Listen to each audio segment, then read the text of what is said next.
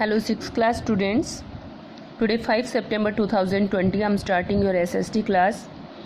बेटा हम लोग पढ़ रहे हैं हमारे सोलर सिस्टम के बारे में। तो हमने कल पढ़ा था पोल स्टार के बारे में और कॉन्स्टिलेशंस के बारे में। आगे उसी में देखिए, some celestial bodies do not have their own heat and light. कुछ कैलिशियल बॉडी ऐसी होती हैं जिनकी अपनी हीट और अपनी लाइट नहीं होती है। They are lit by the light of the star.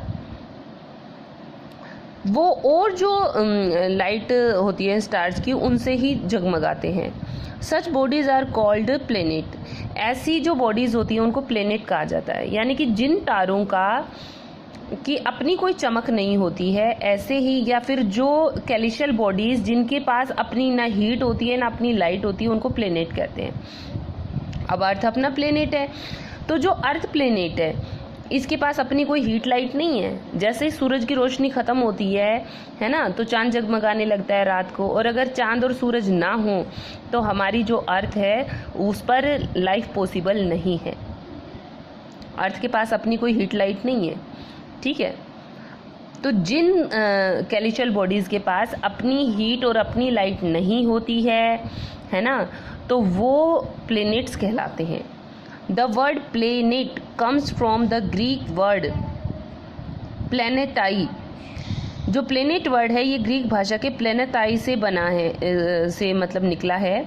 Which means wonders, wonders, जिसका मतलब वंडर्स होता है।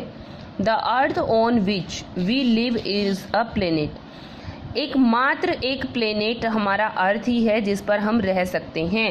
अभी और प्लेनेट्स के बारे में स्टडी करेंगे, लेकिन जो 8 प्लेनेट्स हैं उनमें सिर्फ अर्थ ऐसा प्लेनेट है जिस पर रहा जा सकता है, जीवन संभव है। It gets all its heat and light from the sun. जो अर्थ प्लेनेट है वो हीट और लाइट के लिए सन पर डिपेंडेंट है। Which is our nearest star. और जो अर्थ है उसका नियरेस्ट स्टार सन ही है। सन हमारे पृथ्वी के सबसे नज़दीकी तारा है। If we look at the earth from a great distance. अगर हम अर्थ से बहुत ज़्यादा दूरी पर, if we look at the earth, अगर हम अर्थ को देखते हैं फ्रॉम अ ग्रेट डिस्टेंस, बहुत ज़्यादा दूरी से the moon, it will appear to be shining just as the moon. तो ये भी दूर से मून की तरह चमकती हुई नजर आती है। The moon that we see in the sky is a satellite. Moon एक सैटेलाइट है, आसमान में एक सैटेलाइट है मून। सैटेलाइट को हिंदी में बोलते हैं उपग्रह, प्लेनेट को बोलते हैं ग्रह। अभी आपको समझाऊंगी सारी चीज़ें। It is a companion of our earth and moves round it. ये हमारी अर्थ का साथी होता है और क्या करता है, अर्थ के चारों तरफ चक्कर लगाता है। Like our earth there are 7 other planet. हमारी अर्थ की तरह ही 7 और भी प्लेनेट हैं that get heat and light from the sun. उन प्लेनेट्स को भी सूरज से रोशनी मिलती है और साथ में हीट भी मिलती है। Some of them have their moons too. कुछ तो ऐसे प्लेनेट्स हैं जिनके बहुत सारे मून्स हैं, बहुत सारे उपग्रह हैं, है ना, बहुत सारे सैटेलाइट्स हैं। अब देखो, जो सन है वो स्टेबल है, ठीक है ना। सन कहीं नहीं घूमता है। हमें ऐसा लगता है कि सुबह तो सूरज इधर था और शाम को सूरज उधर चला गया, लेकिन सूरज कहीं नहीं जाता है, सूरज नहीं घूमता है। सूरज अपनी जगह पर स्टेबल रहता है। घूमती कौन है, हमारी अर्थ। जितने भी प्लेनेट हैं वो सूरज के चारों तरफ चक्कर लगाते हैं, ठीक है। ऐसे नहीं है, ऐसे दौड़ दौड़ कर चक्कर नहीं लगाते हैं, है ना। अभी बताऊंगी उनका क्या पैटर्न होता है चक्कर लगाने का।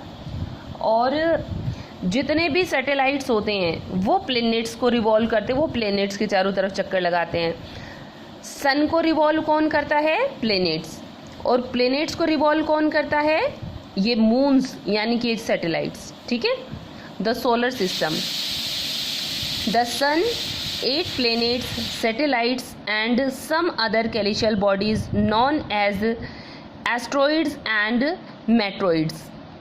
सन और जो 8 प्लेनेट हैं और इन प्लेनेट्स के जो सैटेलाइट्स हैं और इसके अलावा जो कैल्शियल बॉडीज़ हैं उन्हें एस्ट्रॉइड्स कहा जाता है और मेट्रॉइड्स कहा जाता है। एक बार आप ये देखो ये पिक्चर बनाई गई है, ये सन है। इस सन को ये 8 प्लेनेट क्या करते हैं, रिवॉल्व करते हैं। सूरज के सबसे ज़्यादा नज़दीकी मरकरी है, उसके बाद में नंबर आता है वीनस का, फिर है मार्स, है ना, मार्स है, अच्छा सॉरी नंबर 1 पर है मरकरी, फिर है वीनस, फिर है अर्थ, फिर है मार्स, फिर है जुपिटर, फिर है सैटर्न, फिर यूरेनस और फिर लास्ट है नेपच्यून। नेपच्यून सबसे ज़्यादा दूरी पर है। तो इनको लर्न भी ऐसे ही किया जाता है, Mercury, Venus, Earth, Mars, Jupiter, Saturn, Uranus, Neptune. ठीक है, अब देखिए ये सूरज से दूरी लिखी हुई है इसकी, है ना, मिलियंस के अंदर।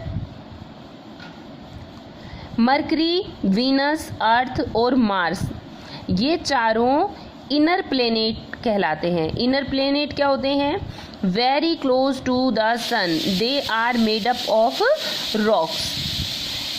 ये जो इनर प्लेनेट हैं, इनर प्लेनेट में ये 4 प्लेनेट काउंट होते हैं। ये सूरज के सबसे ज़्यादा नज़दीकी हैं, इसलिए इनको इनर प्लेनेट कहा जाता है।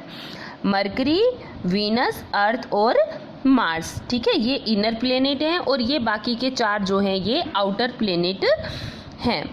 ठीक है, अब जो एक प्लेनेट होता है वो कैसे घूमता है, अपने ही एक्सिस पर, अपने ही धुरी पर। आपने ग्लोब देखा है, ग्लोब है ना, ग्लोब आपने देखा होगा कि एक स्टैंड होता है, स्टैंड के ऊपर ऐसे खड़ा हुआ होता है ना, और फिर वो ऐसे ऐसे घूमता है ना।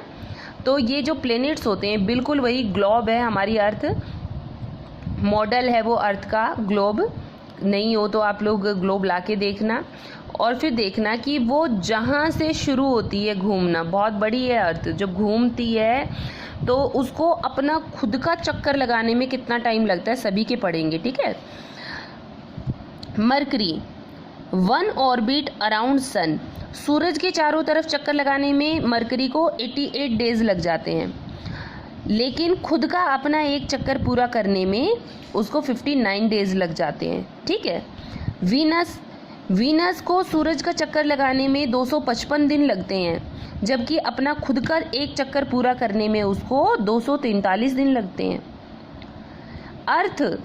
अर्थ को सूरज का पूरा एक चक्कर लगाने में 365 डेज लग जाते हैं, यानी कि पूरा 1 साल। हमारे ये जो सूरज का एक चक्कर जो कंप्लीट होता है किसी भी प्लेनेट का, तो उतने ही दिन का 1 ईयर होता है। तो हमारी अर्थ जो है 365 डेज में कंप्लीट करती है सूरज का 1 ऑर्बिट, तो इसमें जो साल है वो 365 डेज का होता है। और जितने टाइम के अंदर वो खुद का अपना एक चक्कर कंप्लीट करती है वो उसका 1 डे होता है। ठीक है, तो हमारी अर्थ जो है 24 आवर्स के अंदर जो है एक राउंड कंप्लीट करती है खुद का, तो 1 डे हो गया, वो 24 आवर्स का 1 डे हो गया हमारी अर्थ के मून कितने हैं, 1। ठीक है ना, 1 ही चांद है अपना। Mars 1 orbit around sun 687 days और स्पिन ऑन एक्सिस 1 डे, और इसके मून हैं 2। इनके मून्स नहीं है इसलिए नहीं दिए हुए हैं। इनके जिनके मून्स हैं उनके मून्स भी नीचे दिए हुए हैं। मार्स के 2 मून्स हैं। ठीक है, जैसे हमारे अर्थ से 1 चांद दिखता है, इसी तरह से मार्स से 2-2 चांद दिखते हैं। ठीक है, तो आज हमने इनर प्लेनेट तक पढ़ लिया। नेक्स्ट क्लास में हम आउटर प्लेनेट के बारे में पढ़ेंगे। आज आप लोग क्या करना, एक तो इसे अच्छे से स्टडी करना, और दूसरा आप भी अपनी नोटबुक में इस तरह की ही एक पिक्चर ड्रॉ कीजिए सोलर सिस्टम को लेकर के। Okay students, so thank you, bye, have nice day.